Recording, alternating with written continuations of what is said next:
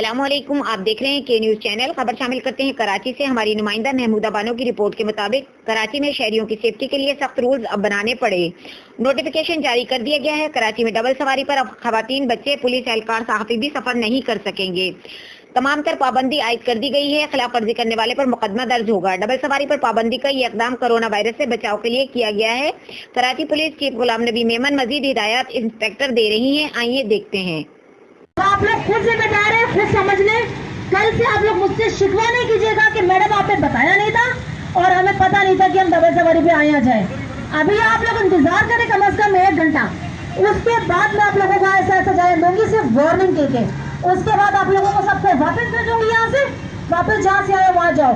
फिर कोई दफ्तर नहीं होगा, कोई अस्पताल नहीं होगा, कोई माँ का घर नहीं होगा, कोई मैयत नहीं होगी। ठीक है, आप लोगों को बात समझ में आ रही है क्या? नहीं, कोई इमरजेंसी वाला भी नहीं चलेगा। यकीन करें कि ये जो मोटरसाइकिल में जा रहे हैं ना, इमरजेंसी वाले मोटरसाइकिल पे नहीं जाते। एम्बुलेंस मंगवाएं, कुछ और बंदोबस्त करें, लेकिन आप लोगों को बिल्कुल भी मैं अलाउ नहीं करूंगी। ये डबल सवारी पे कतई पाबंदी है।